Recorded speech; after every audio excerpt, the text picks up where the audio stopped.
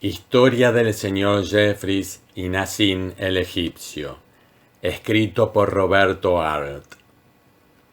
No exagero si afirmo que voy a narrar una de las aventuras más extraordinarias que pueden haberle acontecido a un ser humano, y ese ser humano soy yo, Juan Jeffries. Y también voy a contar por qué motivo desenterré un cadáver del cementerio de Tánger y por qué maté a Nassim el egipcio, conocido de mucha gente por sus aficiones a la magia. Historia esta que ya había olvidado, si no reactivara su recuerdo una película de Boris Karloff titulada La momia, que una noche vimos y comentamos con varios amigos. Se entabló una discusión en torno de Boris Karloff y de la inverosimilitud del asunto del film, y a ese propósito yo recordé una terrible historia que me enganchó en Tánger a un drama oscuro, y le sostuve a mis amigos que el argumento de la momia podía ser posible, y sin más, achacándosela a otro, les conté mi aventura, porque yo no podía personalmente enorgullecerme de haber asesinado a tiros a Nassim el mago. Todo aquello ocurrió a los pocos meses de haberme hecho cargo del consulado de Tánger. Era para entonces un joven atolondrado que ocultaba su atolondramiento bajo una capa de gravedad sumamente endeble. La primera persona que se dio cuenta de ello fue Nassim el egipcio. Nassim el mago vivía en la calle de los Nisyaguin y mercaba hierbas medicinales y tabaco. Es decir, el puesto de tabaco estaba al costado de la tienda, pero le pertenecía, así como el comercio de hierbas medicinales, atendido por un negro gigantesco, cuya estatura inquietante disimulaba en el fondo oscuro del antro una transparente cortinilla de gasa roja. Nassim el egipcio era un hombre alto. Al estilo de sus compatriotas, mostraba una espalda anchurosa y una cintura de avispa. Se tocaba con un turbante de razonable diámetro y su rostro amarillo estaba picado de viruelas. Mejor dicho, las viruelas parecían haberse ensañado particularmente con su nariz, lo que le daba un aspecto repugnante. Cuando estaba excitado o encolerizado, su voz se tornaba sibilante y sus ojos brillaban como los de un reptil. Como para contrarrestar estas condiciones negativas, sus modales eran seductores y su educación exquisita. No se alteraba jamás visiblemente. Por el contrario, cuanto más colérico se sentía contra su interlocutor, más fina y sibilante se tornaba su voz y más brillaban sus ojos. Él fue el hombre con quien mi desdichado destino me hizo trabar relaciones. Me detuve una vez a comprar tabaco en su tienda. Iba a marcharme porque nadie atendía el mostrador, cuando súbitamente asomó por encima de las cajas de tabaco la cabeza de reptil del egipcio. Al verle aparecer así bruscamente, quedé al helado, como si hubiera puesto la mano sobre el nido de una cobra. El egipcio pareció darse cuenta del efecto que su súbita presencia causó sobre mi sensibilidad, porque cuando me marché sentí que él se me quedó mirando a la nuca, y aunque experimentaba una tentación violenta de volver la cabeza, no lo hice, porque semejante acto hubiera sido confirmarle a Nassim su poder hipnótico sobre mí. Sin embargo, al otro día volvió a repetirse el endiablado juego. Deseaba vencer ese complejo de timidez que nacía en mí en presencia del maldito egipcio. Violentando mi naturaleza, fui a comprar otra vez cigarrillos a la tienda de Nassim. Como de costumbre, no había nadie en el mostrador. Iba a retirarme, cuando, como si la disparara un resorte fuera de una caja de sorpresas, apareció la cabeza de serpiente del egipcio. Me entregó la cajetilla de tabaco saludándome con una exquisita inclinación, y yo me retiré sin atreverme a volver la cabeza entre la multitud que pasaba a mi lado, porque sabía que allá lejos, en el fondo de la calle, estaba el egipcio con la mirada clavada en mí. Era aquella una situación extraña. Antes de terminar violentamente, debía complicarse. No me equivoqué. Una mañana me detuve frente al puesto de Nassim. Este asomó bruscamente la cabeza por encima del mostrador. Como de costumbre, quedé paralizado. Nassim notó mi turbación, la parálisis de mi corazón, la palidez de mi rostro, y aprovechando aquel shock nervioso, apoyó dulcemente sus manos entre mis manos, y teniéndome así, como si yo fuera una tierna muchacha y no un robusto socio del Tánger Tennis Club, me dijo: ¿No vendréis esta noche a tomar té conmigo? Os mostraré una curiosidad que os interesará extraordinariamente. Le entregué las monedas que en justicia le correspondían por su tabaco, y sin responderle me retiré apresuradamente de su puesto. Estaba avergonzado, como si me hubieran sorprendido cometiendo una mala acción. Pero ¿qué podía hacer? Había caído bajo la autoridad secreta del egipcio. No me convenía engañarme a mí mismo. Nassim el mago era el único hombre sobre la tierra que podía ejercer sobre mí ese dominio invisible, avergonzador, torturante que se denomina acción hipnótica. No me convenía huir de él, porque yo hubiera quedado humillado para toda la vida. Además, mi cargo de cónsul no me permitía abandonar Tánger a capricho. Tenía que quedarme allí y desafiar la cita del egipcio y vencerlo, además. No me quedaba duda. Nassim quería dominarme, convertirme en su esclavo. Para ello era indispensable que yo le obedeciera ciegamente, como si fuera un negro que él hubiera comprado a una caravana de árabes. Su invitación para que fuera a la noche a tomar té con él era la última formalidad que el egipcio cumplía para remachar la cadena con que me amarraría a su tremenda y misteriosa voluntad. Impacientemente esperé durante todo el día que llegara la noche. Estaba angustiado e irritado, como si dos naturalezas opuestas entre sí combatieran en mí. Recuerdo que revisé cuidadosamente mi pistola automática y engrasé sus resortes. Iba a librar una lucha sin cuartel. Nassim me dominaría, y entonces yo caería a sus pies y besaría el suelo que él pisaba. O triunfaba yo y le hacía volar la cabeza en pedazos. Y para que efectivamente su cabeza pudiera volar en pedazos, recuerdo que llevé a lo de un herrero las balas de acero de mi pistola y las hice convertir en dum-dum. Quería ver volar en pedazos la cabeza de serpiente del egipcio.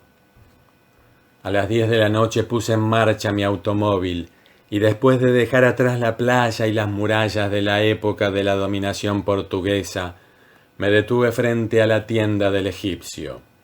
Como de costumbre, no estaba allí, pero de pronto su cabeza asomó tras el mostrador y sus ojos brillantes y fríos se quedaron mirándome inmóviles, mientras sus manos arrastrándose sobre los paquetes de tabaco tomaban las mías. Se quedó mirándome así un instante, tal si yo fuera el principio y el fin de su vida. Luego precipitadamente abandonó el mostrador, abrió una portezuela y haciéndome una inmensa inclinación, como si yo fuera el comendador de los creyentes, me hizo pasar al interior de la tienda. Apartó una cortinilla dorada y me encontré en un pasadizo oscuro. Un negro gigantesco, más alto que una torre, ventrudo como una ballena, Me tomó de una mano y me condujo hasta una sala. El negro era el que atendía la tienda de las hierbas medicinales. Entré en la sala. El suelo estaba allí cubierto de tapices, cojines, almohadones, colchonetas. En un rincón humeaba un pebetero. Me senté en un cojín y comencé a esperar. Cuánto tiempo permanecí ensimismado, quizá por el efecto aromático de las hierbas que humeaban y se consumían en el pebetero, no lo sé. Al levantar los párpados, sorprendí al egipcio sentado también frente a mí, en cuclillas. Me miraba en silencio, sin irritación ni malevolencia, pero era la suya una mirada fría, tan ultrajante por su misma frialdad, que me producía rabiosos deseos de execrarle la cara con los más atroces insultos. Pero no abrí los labios y seguí con los ojos una señal de su dedo índice. Me señalaba una bola de vidrio. La bola de vidrio parecía alumbrada en su interior por un destello esférico que crecía insensiblemente a medida que se hacía más y más oscura la penumbra de la sala.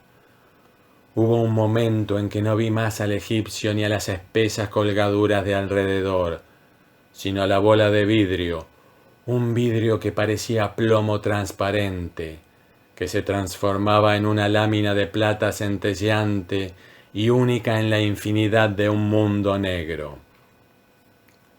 Y yo no tenía fuerzas para apartar los ojos de la bola de vidrio, hasta que de pronto tuve conciencia de que el egipcio me estaba transmitiendo un deseo claro y concreto.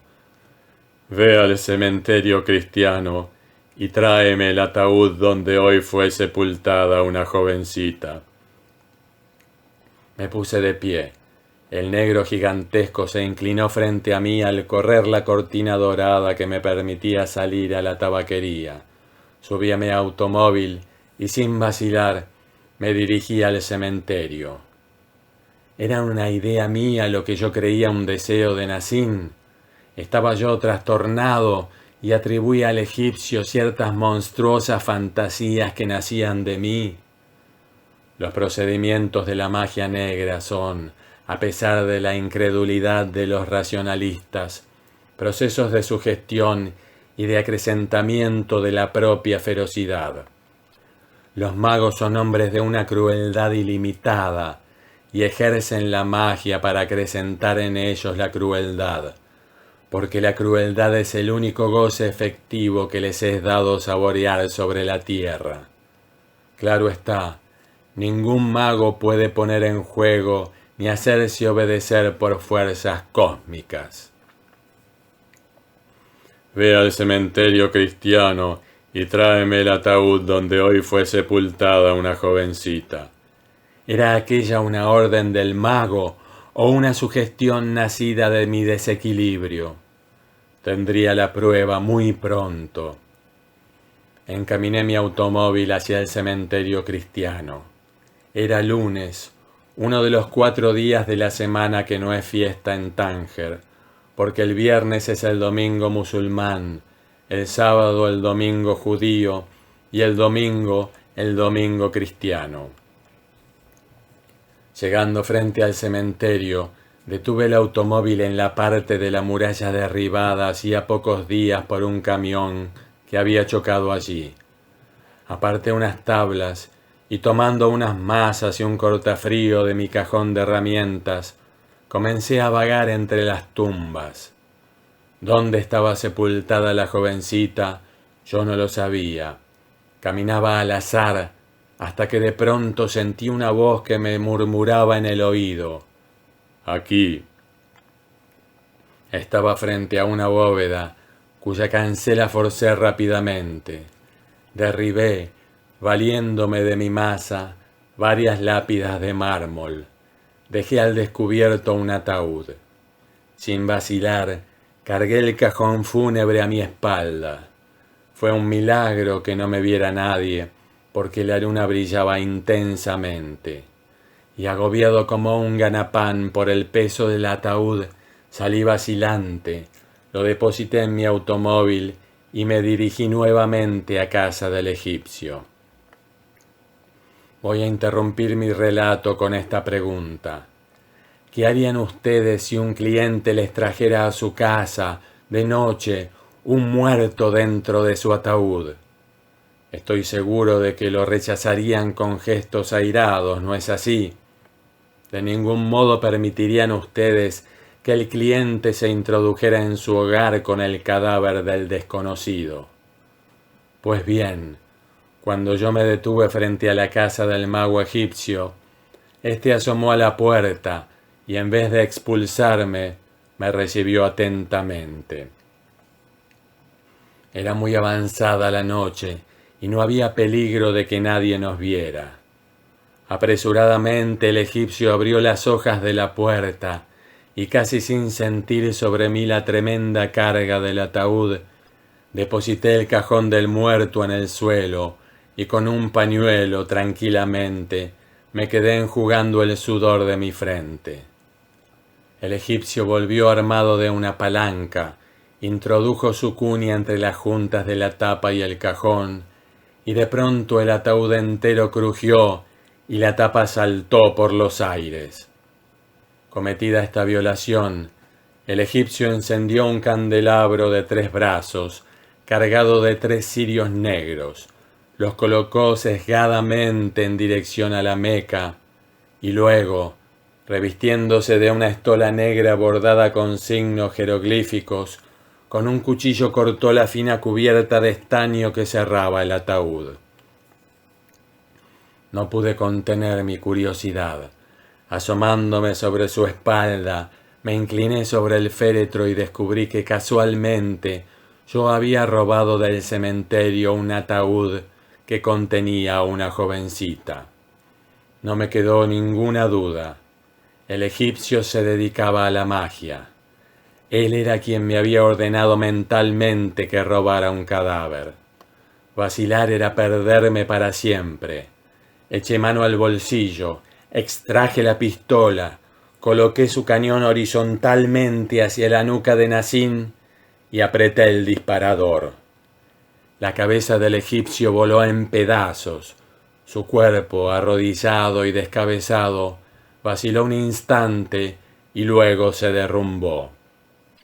Sin esperar más, salí. Nadie se cruzó en mi camino. Al día siguiente, al pasar frente a la tabaquería del egipcio, vi que estaba cerrada. Un cartelito pendía del muro.